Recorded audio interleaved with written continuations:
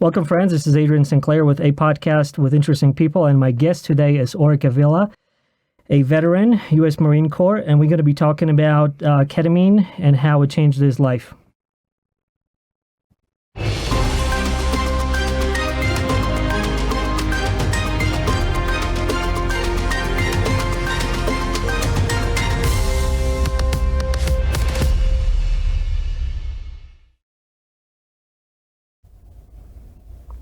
Auric, welcome to the show. Thank you for having me over, Adrian. Pleasure to have you here, man.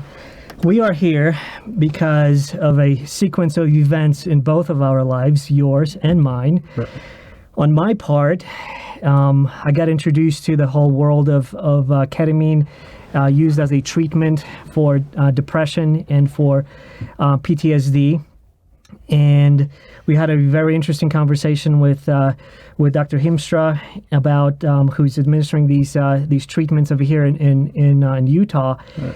And one of the things that I promised to him and to others is conversations with veterans who went through the treatment, who can share their story, who can illuminate what is it that made them do it, how it changed their lives.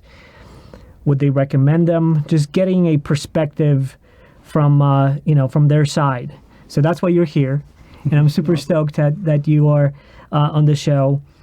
Tell us a little bit more about yourself. You were in the Marines, definitely. In the Corps. Getting kind of straight to the point of the ketamine and what led me to here. Is kind of slowing down in life and finding out, holy shit, I've done quite a bit in my life, and slowing down enough to recognize those things. And I think that a combination of that and just self-healing through the years, from after the service and going down the dark side of that, it's led me to here. But I mean, I grew up in Utah, I went to a good school, had a good family. I mean, that's all fine there. And, you serve your country and you pick up little pieces along the way, that are, things people don't experience on a normal basis growing up in Utah. You say that again. A nice house, they're going to a good school, they don't experience what you're going to see over there. Right. And the only people that can relate to that is the people that are there with you, and, like I was telling you earlier, I am no war hero. I got buddies that are war heroes. They don't think they're war heroes, but they got buddies that are war heroes, and that's the culture that we live in. Is we're always looking out for one another. It's not about us; it's about everybody else, And so, like I said, that's where I come from. That's kind of my background. Is I'm from Utah. Nothing really special happened for me. You know what I mean? I joined the military to go serve my country, and I ended up loving it. I stayed in for 8.5 years. I ended up getting hurt, so I had to get out. But that's a service to the Corps. It's like I can't be 100%.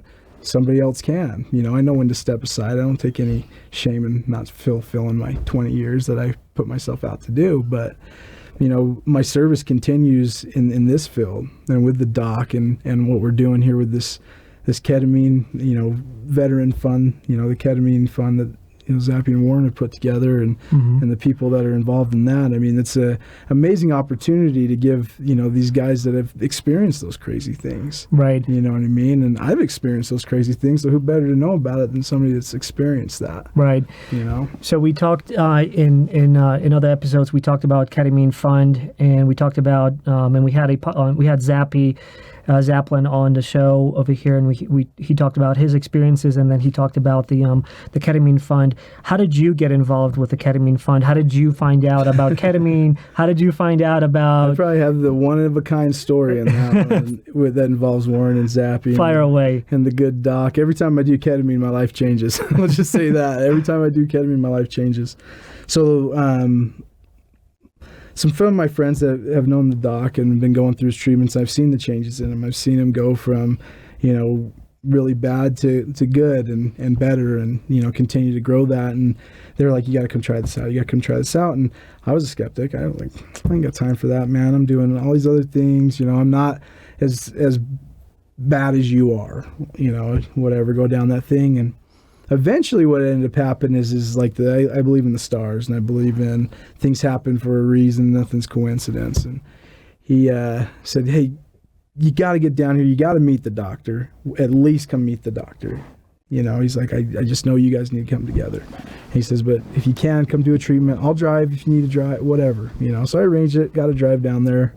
I remember it was a Wednesday, and just a normal day at the clinic, you know, go in there, I do my in-processing, I meet with the doctor, I sit down and I get my treatments.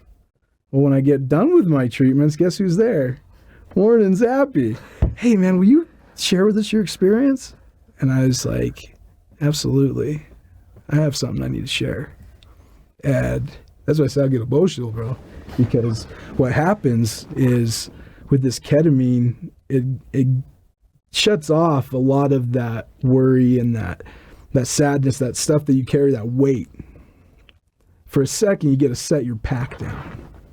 For that brief moment, you get to set your pack down. There's guys that haven't dropped their pack in how many years? Right.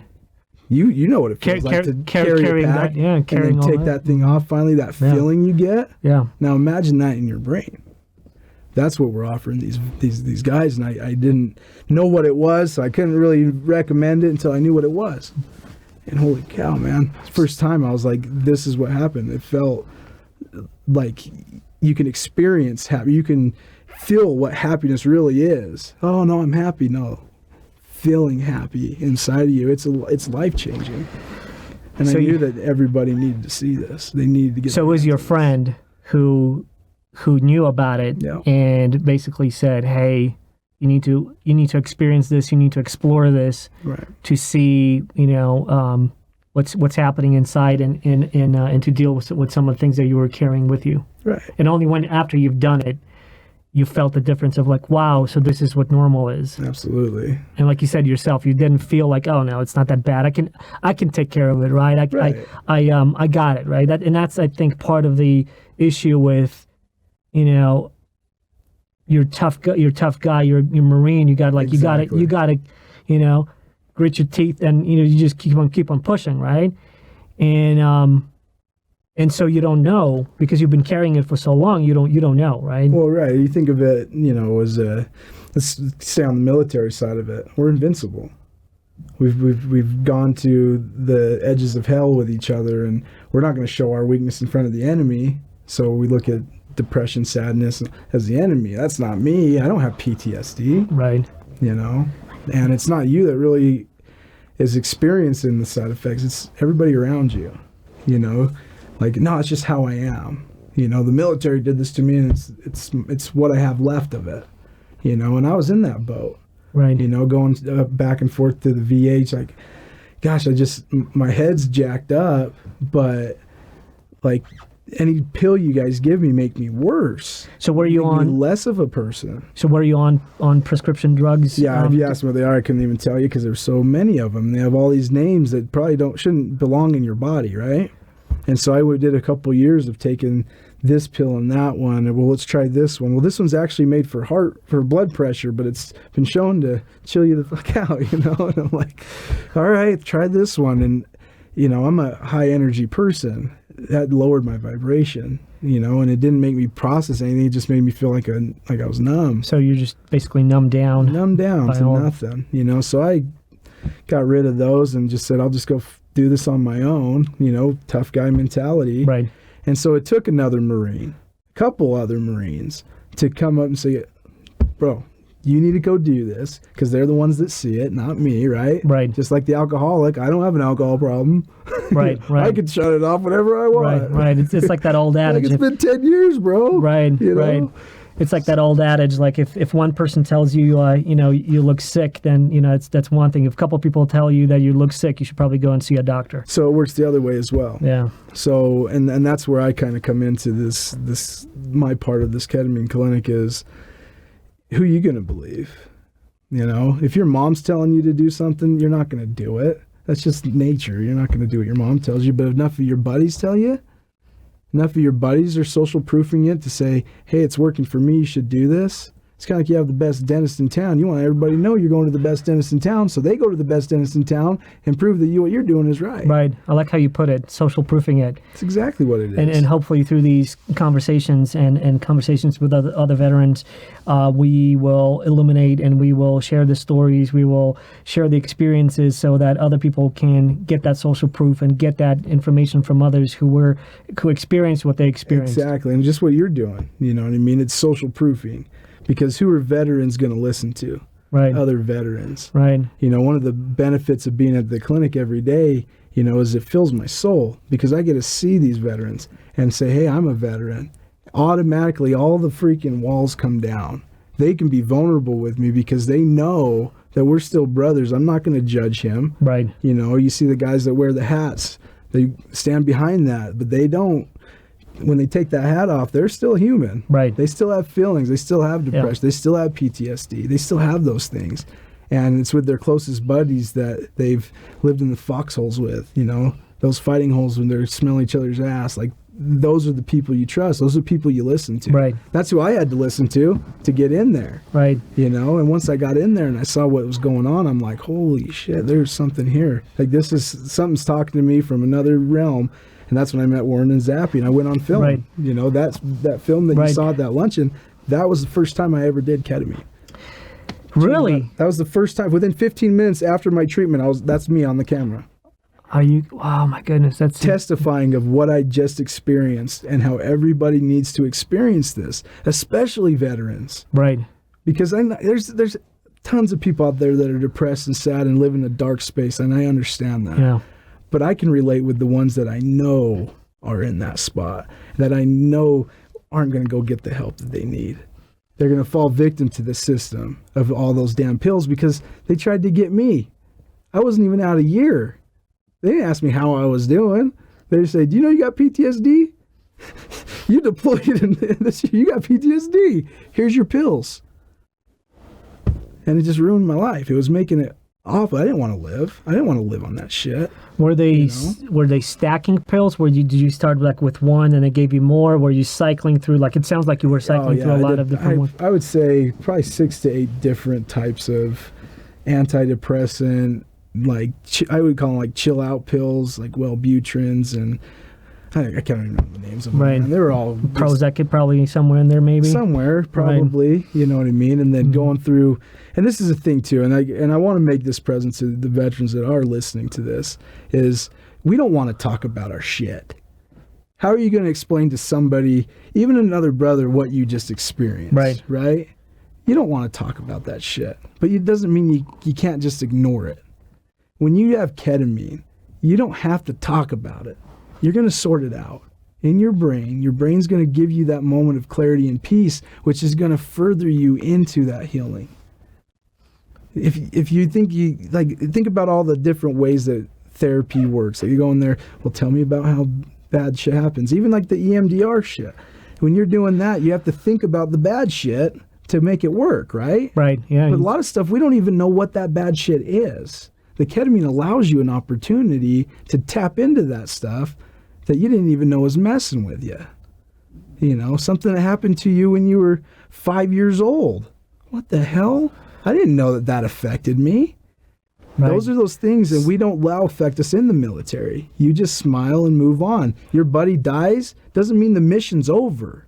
It means load him up and keep pushing on with the mission. You don't get time to mourn. You don't get time to cry. You don't get time to take a day off. So you have to store it somewhere. It doesn't just go away. You think it goes away, but it doesn't go away. It doesn't go away. It comes back to you here 10 years later, you know? Yeah. Seeing that little kid that's, you know, the same age as that other little kid. That kid that threw a grenade at you 10 years ago is now my kid's age. And I make a connection because I haven't healed from what I had to do over here. You know? Right. Yeah. But you don't know that. I can't sit with a therapist and tell them, hey, there's this one time, because I don't know. There's so many times. Yeah, and it's buried in your subconsciousness, and then it just resurfaces at these times. You don't know what's happening to you because it just hits you right in the face, right? It just kicks you, and then you're like, I don't even know, like, why did I behave the way I did? It just those emotions resurge, and then you're back in where you were. And then you're compounding on top of it because now you got to apologize for being who you are. Right. I didn't make myself this way. It's stuff that I haven't been able to deal with because I didn't know I had to deal with it. But now I bring shame and guilt on top of it because now I'm treating my family like shit because I don't know why I feel this way. You know what I mean? And that's getting back to the ketamine. That's where you see the biggest, testimonies come from. Yeah. So it's the wives. It's the families that are like, you saved his life and you saved mine too, because he didn't see it. We at the event that we met, where Zappy and Warren were showing their a preview of their upcoming documentary, which talks about ketamine and what you said over there, what others veterans said over there, how it impacted them. Right then and then, I knew that these stories have to be told and shared with everybody else.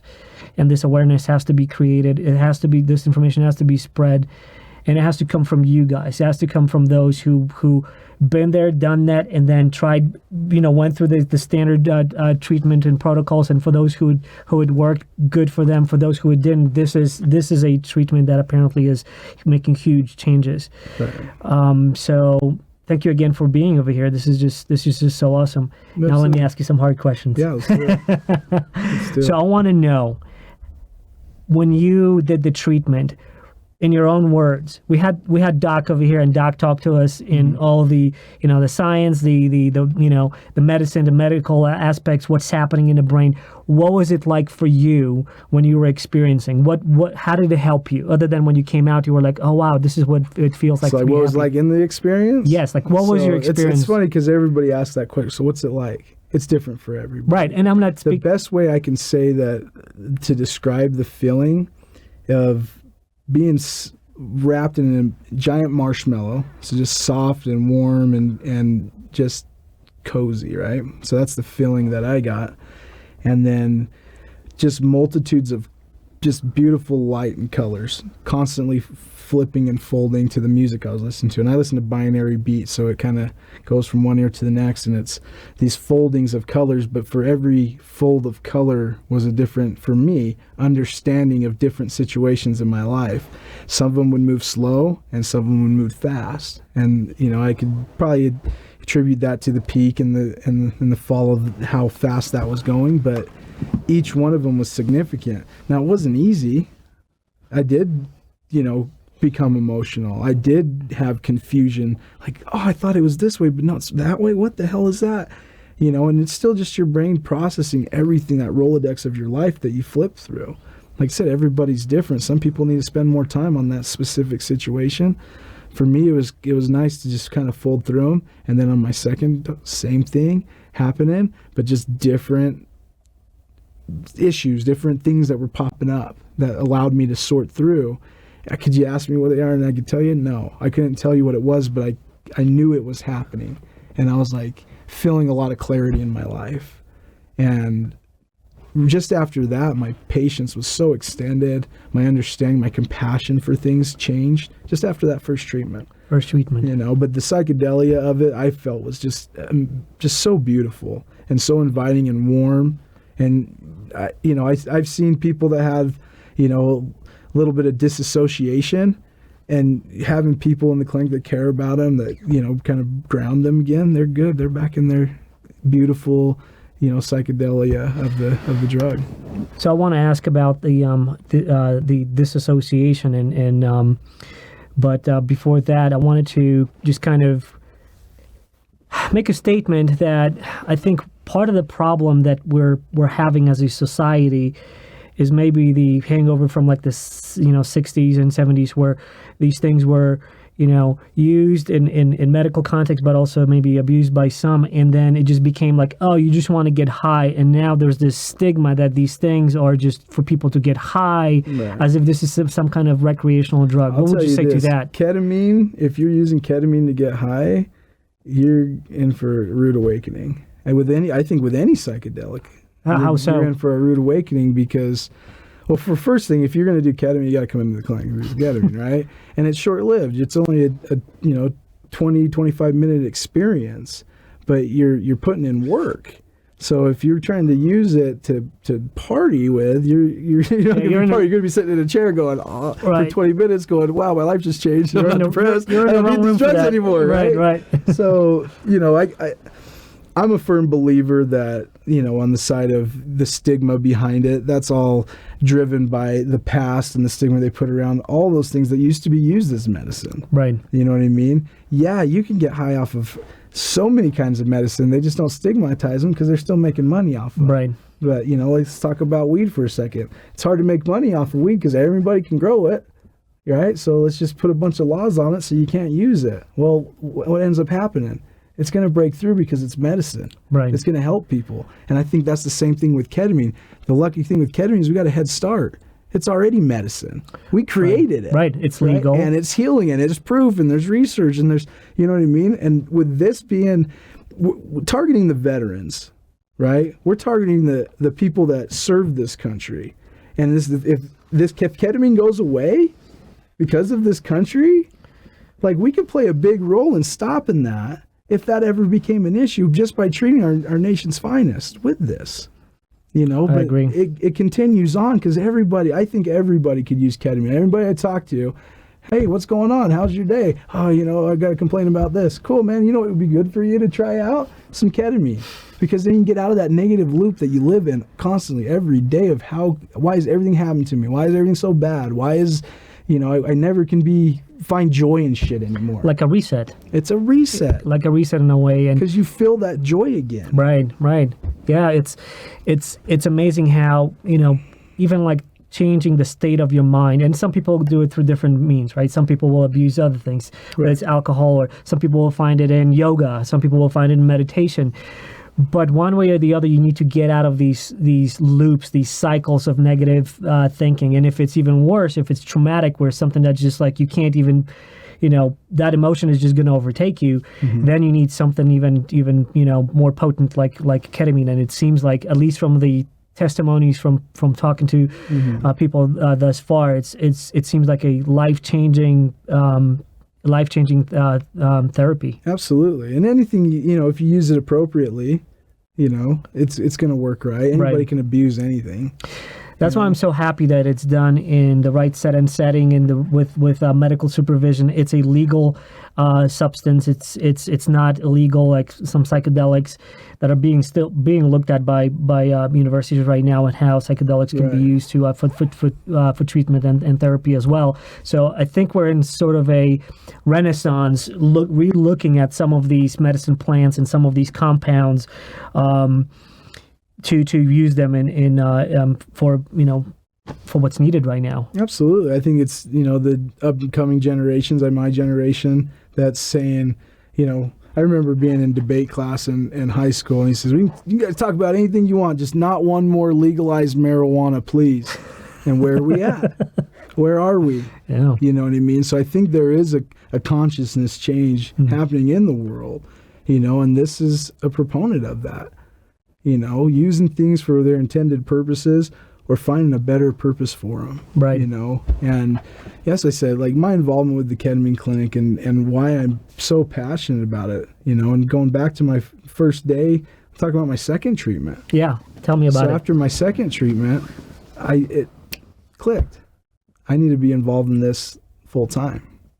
I'm a busy guy. I've got businesses I run. I've got, do mortgages, like, I've got a lot of stuff going on. I got 3 kids, things are busy. But I dropped everything to take on the clinic because I knew how important it was going to be. I knew how important it was that my fellow brothers and sisters know about this. And when I got there, the clinic wasn't ready to take on what I was about to give them, right? So make some adjustments, maximize our space, maximize this treatment. And start filling those beds, getting them in here, right? And we're right there. We're right to that point where it's come out here and let's promote this. Let's let all the veterans know we're ready for you now, right? Let's get you in here. Let's get you treated. It's really that easy. Call me, text me, send me a message. Right. I'll get you in. I'll get you in within a day. So how did you get involved with the clinic? So my second treatment, it just snapped, and I said I got to be involved. I said, let's get the doctor in here. Let's talk. You know, I said, here's the things I want to talk to you about. I want to tap you into my veteran network. You know, so I do VA loans. When I got out of the Marine Corps, I started doing VA loans, and that's my specialty. You know, I know the VA loan like the back of my hands, like I said. Even the guy that I work with that does more, he calls me, hey, I've been doing this for 20 years, but how do you do this again? I got you, man. We'll get it done. So, you know, staying close with the veterans, and it was just a natural. Exactly. It's like, this is where I need to be. You know, I put the things off to the side and tap into my veteran network to fill this clinic with the right people that need to get treated. Because behind every veteran that's getting treated is a wife, is a kid, is a brother, because everybody could benefit from this. They're all looking at him as he's the rock star, her as she's the rock star. I want to be like them when I grow up, even with all their craziness, right? You have that crazy uncle that was the, you know, war veteran, and you're like, that dude's so badass. He's crazy, but he's so badass, right? Imagine that guy making that same impact of like, that guy I look up to. Right. And then he went and got help, and I even look up to him even higher. That's going to just create just a massive spread of people that are going to be recognizing that this medicine exists. And hopefully, I mean, and we're not selfish in our clinic. Do it over there. Do it over there. Let's treat this epidemic like the doctor says. There's too many people taking these SSRI drugs that are just making them worse. It's not fixing the problem. You know what I mean? It's just making it worse. It's blocking it. But once you experience that natural feeling of happiness again, it makes you want to fight for it. It doesn't make you want to go find another mask to cover the depression. It makes you want to go fight for more of that feeling of happiness because you're not feeling depressed anymore. And that's a blessing in itself. You know, the doc likes to say the only competition he has is Jesus. That's a true statement. He makes people feel really freaking good. I sit there with the doctor and have patients just come in. I have to ward them off because there's so many of them. Like, have them set an appointment with a doctor. The doctor needs to do doctor things still, you know. But bring them in here because we've had 17-year-old girls come in. You saved my life. I flew here from Colorado to get treated again because you saved my life. I've got so many friends. She's lost, I don't know how many friends to suicide, and she's 17. That's going to compound depression for over the generations. She's nipping in the butt now. Imagine the amazing life she's going to have. It's amazing to where we find ourselves right now as a society that we have veterans with PTSD. That's just like collateral damage of the service, right? But then we have teenagers and adults. We have record levels of depression, suicides. 17 veterans a day, 20-something or more people a day, taking their own lives. Right. And the trends are just going up and up and up. What is happening, right?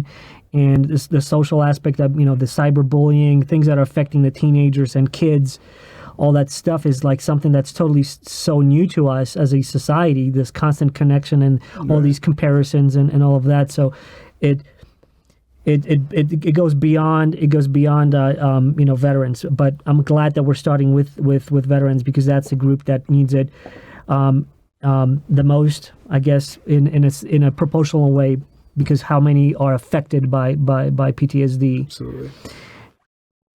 So, second treatment, and then how did you engage being part of the clinic? Because you're part of. I just told the doc, I said, this is what I would do if I ran the place. This is what I would do. And the doc said, all right, well, when can you start? And I said, I'll be here tomorrow. And that was a couple months ago, and the rest is really history. We've ramped that place up. We've, added a bunch of things that make the experience even better, and just really hammered down on getting people in there, keeping them in there, so we don't lose them out the back. Right. We want to make sure that they're being followed up with and they're being taken care of. They know that we care about them.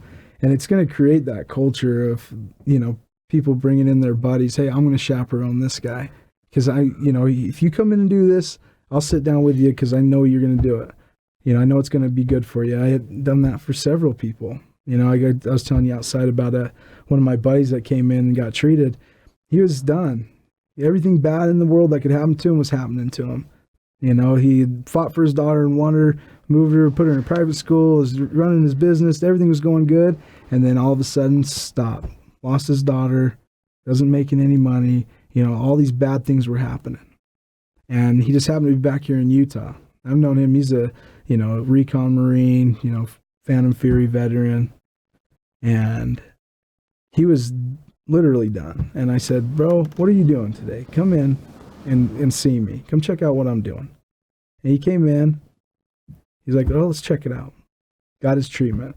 After his first treatment, he's like, damn near crying. Just, dude, that's the first time I've been out of my head in 10 years. Since I left Iraq, I don't know. It's been so long since I've been out of my head.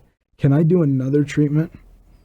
And he ended up doing 2 treatments, so 4 injections on that first day. Came back 2 days later and did 2 more. So he did 4 more that second day. Right. And he was just like, it changed his life. So I reached out to him because he lives in Mexico, so I didn't know how long he's going to be here. I'm glad he condensed his treatments and got them done. And I called him. I said, how's things going, man? He's driving a Winnebago back down to Mexico because his car broke down in California. So he came up with some money and bought this old busted Winnebago. He's driving down to, the other end of freaking Mexico. And normally the conversation would be like this and fuck that and this is bullshit and that, that's normal. And I'm a guy that talks him off the cliff every time. How you doing, bro? And you know what? This sucks, but I'm gonna get through this. He's like, this ain't nothing. I've dealt with worse. And I go, what's going on? Oh, well, car broke down. I'm out of money. I can't find my daughter. All these things, right? Right. But it's a bump in the road now. Right. It's not the edge of the cliff anymore. Yeah. Like, if that guy gets that kind of treatment, I'm a believer. I'm a firm believer that it's going to help anybody and everybody. Let's start with our veterans. Let's give them back what they've given to us. But we're the cheapest ketamine in the nation. Anybody can come in and do it.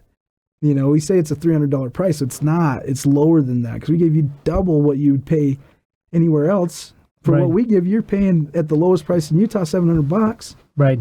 You know what I mean? And then there's the Ketamine Fund. So for veterans, it's free. It's free. It's 100% free. No questions asked. You show me you're a veteran, you're treated in my clinic. That's the rule. And it's like, I'll get the phone. Hey man, what do I got? Do I got to go see a doctor first? Or I don't know with the VA if they'll get your ass in here. Come get treated, and then go tell your buddy, because they need this. And that's the thing is, this is a need. This isn't something that's just like, hey, try it out. I hope it works. No, you need this, bud. And that's why I'm here. That's why I'm here to profess that, to say, because I'm a hard person to convince, and motherfuckers that know me know that. But if I can go out there and say, it worked for me, I know it's going to work for you. They're going to listen to me. They're going to trust me. Right. And because they're going to tell the next person, the next and continue that chain and build that awareness. Exactly. Yeah. No, that's amazing. The stories that we've heard, at that meeting for Ketamine Fund, Army Ranger, you, Paul, I think Navy, Nate's friend who you mentioned to me, Navy SEAL. Mm-hmm. I want all of them over here on the show. I want them to share their stories. I mean, those are the best stories to hear. My story ain't nothing compared to the ones that they get to tell. Well, you're the first one. I'm telling you, like our Navy SEAL, but I won't steal his thunder. Right. But he came in erect, and when I saw him after his treatments, I'm like, how's things? He's telling me about how much better his life is.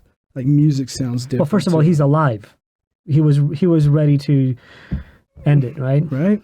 Well, that's a different guy. Okay. That's a different guy. I can tell you that story, but that's a different guy. But with this one, it was cool to see him come in so skeptical and just so like, I've tried everything. What's different about this? How come we don't know about it if it's so great? Oh, it's so great, but I never. But my doc never told me about it, right? So that's another issue. He was blessed by fire. There was a handful of veterans there, and we broke it down to him, bro.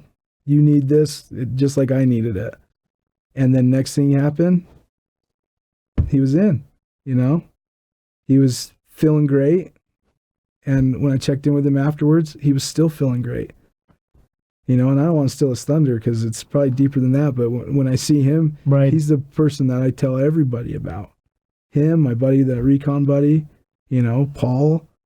I get to share their stories because they shared them with me. And by sharing them with me, it allows me to share it with them. And You see what I'm saying? It just creates this effect, man. Right. And that's what it's all about. Is creating that effect, getting those stories out there, and building this social more proof. Are going to come in. Yeah, building that social proof and spreading the message. The ones that don't want to come in are going to come in.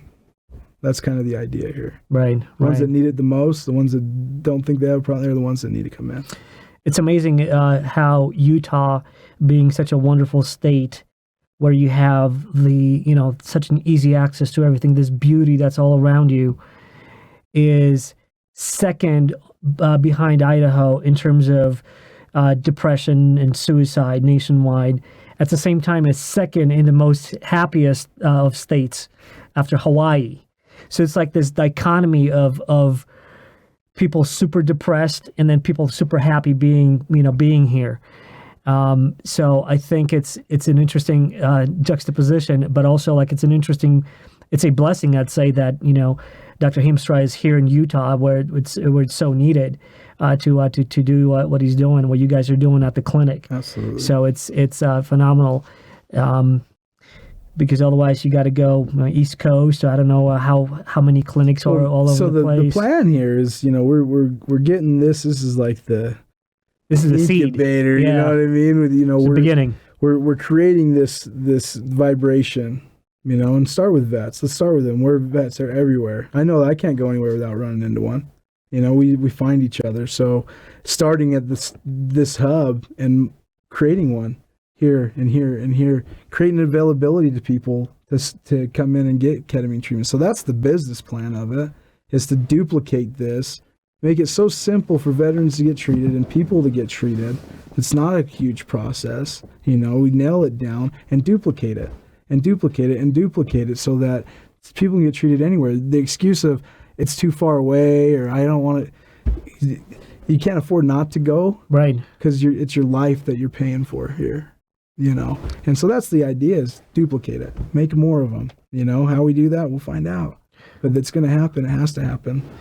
Well, it seems like it's getting more and more attention. Zappy and Warren are doing another documentary. Their first documentary was called the reality of truth. Was it? I think the reality of truth. And that documentary was more of a spiritual journey. Had Deepak Chopra in it and Michelle Rodriguez from Avatar. So that brought in a lot of eyeballs, to kind of highlighting how these plant medicines are helping out the psychedelics. How are they helping to heal people? But then he discovered how that being all illegal in the States, anyways. And then ketamine being 100% legal with a long history of, as Doc told us, being super safe. Right. It's an amazing discovery as he's put it in his own way. It's like, oh my gosh, and we have this over here. Right. And so his second documentary is going to be about Lamar Odom, right. I want to say, a basketball player who went through the ketamine treatment. Then we saw the preview of the documentary, and it's just amazing transformation. I mean, amazing transformation. It's going to catch on. Yeah, you know what I mean. So it's a critical mass. If you miss this, it's your own downfall. Right. You know what I mean. Right. So, and that's the thing that's cool about the doc. It steps out of the box. He raises those tough questions. Right. Why aren't we talking about this? Right. You're a doctor. You're supposed to heal people. Why aren't you telling people how we can do that? Right. You know what I mean? You're giving them all these drugs, making them worse, so they change from a patient to a client. Perpetual. I mean? Yeah, I mean that's what we have to give street cred to Doc for. Absolutely. For speaking the truth on the camera, speaking his opinion on. In a balanced way. That's what I like about talking to him, that he wasn't just like, oh, this is just a magic pill, you need to do this. Right. And he kind of laid out everything and also kind of highlighted how this economical mechanism we have with these huge pharmaceutical companies, and there's good that comes out of it, but also we have to understand that it's a business, and what better patient to have than a perpetual patient forever, right? If I just give you a shot of penicillin and cure your whatever you have, your flu or whatever, then you're done. You're healthy. You walk out the door and you're good, right? But it seems like because it's a business, it seems to be perpetuating. They want to, increase those shareholder value, get that price up and all that. And so I think it's kind of a broken system that we have. What do you think about that? I think that we're what's setting the difference in that. Because we are a business, and we do want to provide a service that's going to be, attractive and beneficial to people, so they come and do it, But the pockets that we're filling are here. It's not, we're the cheapest ketamine in the nation for a reason, because there's a problem. Right. We're trying to fix that. We have to charge you money so we can keep the lights on. We can continue to do this for you. Right. And grow this into help more people and more people. But the greed, and I will say I'm greedy, it's here. I get to fill my soul every day that I go to work. I didn't feel that with making the money I was making. I didn't feel that with going places and trying, but I get to do that when I experience it every day. This paycheck's paid. I'll be here tomorrow, bright and early. I'll be the first one here because I'm excited for the day. I'm excited for what's going to happen. I get to see miracles happen every day. And if you don't believe me, come in and see it. That's what I tell anybody. You think I'm going back to the magic pill. It's not a magic pill, but it's a clean ass wipe. It seriously is. Everybody walks around wearing their shitty diapers, and it's okay. Everybody has shit in their diaper. That's what diapers are for. But if you don't change something about it, maybe you don't have the tool to change it. Ketamine's a tool to change that. It's a fresh wipe. Take the shitty ass diaper off, wipe your ass, but don't go back to the shitty ways. I love the analogies. It gives you the hope that you can do that. Right. Because a lot of times we'll never do that. Go ahead, sorry. I love the analogies that both you and Doc are using for this. I love how, it's straight up. It's not sugar coated. It's like, look, Doc said, like, it's a windshield and you get mud on it. Ketamine is a windshield wiper, so it'll wipe it. If you're gonna drive through crap again, yes, you're gonna get mud all over your windshield again, but you can do the treatment again and wipe it. You stay clean. You go away. You stay away from muddy potholes and things like that. Your windshield's gonna be clean, and it allows you to reset. I like your analogy with the diaper too. It's straight to the point. Wipe your ass and you have a clean start. Right. Clean out that diaper. It's easier said than done, right? Right. People are carrying around their bad experiences or their shit. We'll call it shit. They're carrying around their shit with them. And sometimes it's hard to change that shit. It's hard to wipe the shit. It's hard to admit you're wearing a shitty diaper. It's hard to go through those things. And with ketamine, it's like, here's a wipe. Do it. And now it's up to you. Now it's on you, but with a clean ass. When you try to go, fix your stuff with a shitty ass, you're just going to always remember your shitty ass. It itches, it's stinky, I hate this. When you get a fresh start of it, you get to see what it's like to have a clean ass again. You want that again. It's human. You want that. Nobody wants to be sad and depressed and shitty. You know what I mean? They want happiness and joy and love. Ketamine gives you a glimpse at that again. I would say ketamine is hope. The best word I can describe ketamine to anybody that's wondering what the hell this is all about, it's hope. It's that feeling inside of you when you've given up. You're done. Life sucks. Nothing will ever go good for me again. My life sucks. And ketamine goes, no, it doesn't. Do you remember these things? You remember all the good stuff in life? Wax on, wax off. Remember this feeling? And you go, holy shit, there is something to live for. That feeling that I get, I haven't felt that in a long time. I forgot what that feeling even existed because I've been sitting in my shit for so long and I didn't know what to do about it because I thought that was my life now. My life's shit now. And ketamine says, hey, bud, let's clear that up. And look, life ain't over. You just got some shit in the way. Right. And now you're motivated to clean up that shit. Right. And those are the kind of stories I hear as well. And that's why we're doing this, because it's just so life-changing. It's amazing to hear these stories, and we just have to continue and build this chain of people telling other people, and just continuing to build that social proof, continuing to build that awareness about it. Right. Where do you think this, where do you go next from here with this? Obviously, spreading the message. Yeah, obviously, more clinics to help this. What else can be done? I mean, some stuff is going to be done through Zappy and Warren's work with the documentary. That's right. gonna be reaching more people and telling them the story of someone who recovered from this. who tried everything, right? And but what else can we do? What else? What else? Tell everybody you know. That's what I say. I mean, we've been at war for 20 years. Everybody knows somebody, and that somebody knows somebody. That's what I think it's all about is just getting the word out there that, hey, there's another way, there's another option. I talk to you guys, hey, I'm doing this ketamine thing, and they're like, oh, I heard about that. I remember so-and-so was doing that, and holy shit, he did change. Bring it up. Keep the topic going. Don't try to mask and hide from your sadness, depression, and PTSD. Make it known, because people, there's ways to find help, and this is free. I can sell free all day long. Veterans love free shit. You should go to Applebee's on Veterans Day, right? It's packed with them. That should be at the ketamine clinic. So where we go from here, get the word out. It's my responsibility to ensure that the clinic's ready to receive them. I want to ask you two questions. One is, I want to go back to kind of you describing the experience, and what would an experience be for someone who's listening to this right now, who's a veteran and they want to go to the clinic. How do they engage? Where do they find you? Where do they find more information? Absolutely. So the website, super easy, ketamineslc.com. Our phone number's right there. Call us. If we don't answer, leave a message. We're calling you back very quickly. We're going to get you scheduled. We have a cell phone that's connected to that phone. So even though the clinic's closed, that phone is still manned by somebody. So call us, come in, hit me up on Facebook, find us.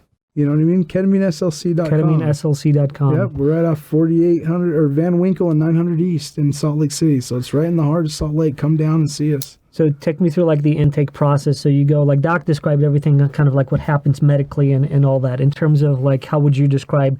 So a veteran contacts you, and how do they take advantage of the Ketamine Fund? Great question, and really, I think the best way to answer that is it complicated? What should I expect when I show up? Right. Yeah. And really, it's not complicated. Call me. I'll get you on the schedule. You get treated the same day.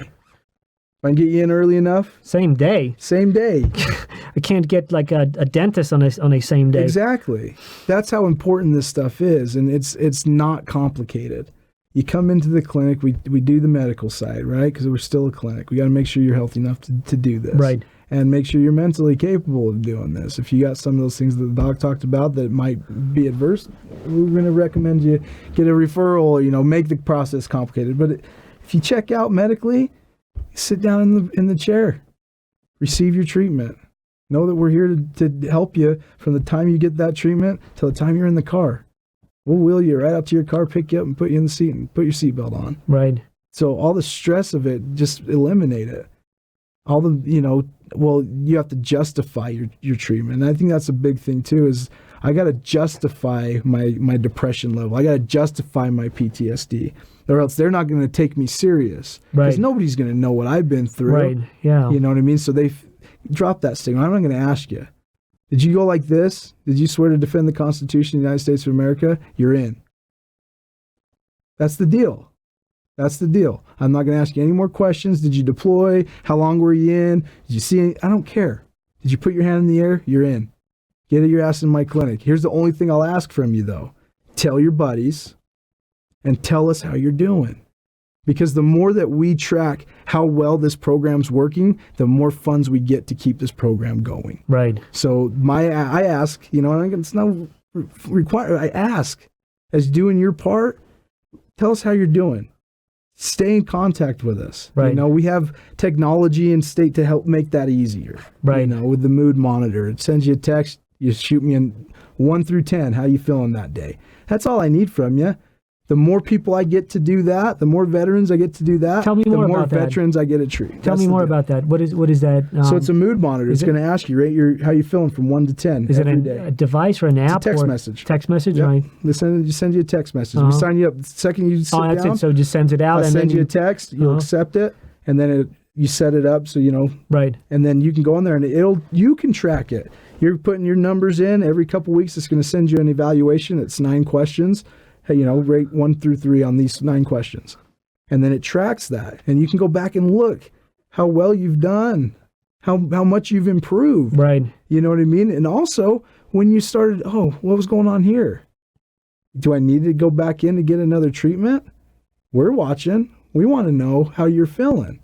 You know, but as these numbers increase, I'm going to rely on those veterans to continue to give me those numbers so I can continue to show the people that are supporting this Ketamine Fund, continue to dump money because they want to see it work. They want to see the results. And I see the results every day, but how do I put that in a number? Right. No, you know what I mean? You got to have some metrics. So the process to get in, and I'll keep it super simple. I'm the one that's making these programs. Like, I'll keep it simple for you. You come in, if you did this, you're in, you sit down with the doc, you're healthy, you get a treatment. And after you're done with your treatment, I'll help you to the bathroom, I'll help you to your car, and we're going to call you and get you back in here. Tell you you're feeling good. All I ask for you is you continue to let me know how you're feeling. I'll send you a text message every day. As long as you just agree to respond to that, I'll continue to keep you in here, man. Keep you coming. That's awesome. And I'll treat all your friends for free too, as long as they did this. Right. Get them in here. Like, that's how simple this process is. It's not complicated. I'm not going to ask you how you were doing as far as like what made you this way, or why do you think you're this way, or you're not depressed enough to get treated today. No. Right. If you come in, we have doctors there to tell you if you're, the medical side of things. For my process of getting in and out, you just show up, man. Call me, we'll get you on this schedule. You've been with the clinic for a couple of months. Yes. How many patients did you guys? How many veterans did you guys treat, more or less? We're well over 50 veterans, individual veterans. Amazing. And gosh, 200 plus, 300 almost probably treatments. Don't quote me on those numbers. Right, but right. No, just a ballpark. I just want to see it's how it's growing like crazy. Right, right. So it's, and for every veteran we get, I see 2 more come in right after them because they're testifying to their friends. Right, and that's what's going to happen. That's how it's going to kind of grow. That's the spread. Yeah. And just, doing stuff like this is going to... Talking about it, yeah. Yeah, the people are going to I didn't even know that existed. I got to tell everybody. Right. I feel in my heart that eventually what's going to happen is it's going to get to that one person that a lot of people listen to. And that's going to just start a wildfire. And that's what I'm excited to see. Right. We need it'd be great to have like a celebrity veteran, someone like big caliber who went through that, and because that's the kind of society we live in, right? It's like people are like, oh, celebrity, therefore it must be true, it must be real. It's like if nothing else matters. But there is on the other side of that spectrum is the critical mass of evidence is what's happening. Every person that talks about it, every person that shares it one-to-one, that's just testimony. But then everybody who we're going to bring on the show over here, we're going to talk about it, and that's going to kind of grow it and grow it and grow it. It would be great to, what to do? Do like a little reunion, getting back those 50 first, the first 50. There you go. And just do like a group photo and just have that conversation and maybe even like shoot some footage over there and just kind of bring that so it just continues on showing how this progresses and how it grows. Yeah. That would be great. Set it up, man. We need to set it up. We'll do it. Continue to grow that every 50. We just keep growing it and growing it. And yeah. I know this is going to take off so fast. And, it's a big weight for me to carry because I took the ball for that. I want to make sure that there is enough room and enough space, and that's where since day one we've been talking about where's the next building going to be. Right. Because that's where this is going. So excited to be a part of it. Excited to meet people like you that help me get the word out and learn about you. And you're in that same boat. You've got those same buddies too. And anybody can benefit from this. Anybody that's in a funk that just not gonna say giving up, but like, God, man, you used to be so much happier. Right. Those people, come in, bring them in. Let's get them treated. Phenomenal. Thank you for being here. If there's a shout out that you want to do, any message that you want to send, this is what I ask Doc. If you could send a message to the whole world, what would it be? Don't be a little bitch. Freaking love it. Yeah, don't be a little bitch. Come in and see us. I can't profess it enough, man. Get your asses in there. Quit being the tough guy. I was the tough guy. I did that shit. It doesn't serve you. Come in here, see the hope of the light at the end of the tunnel, and you rewrite your story.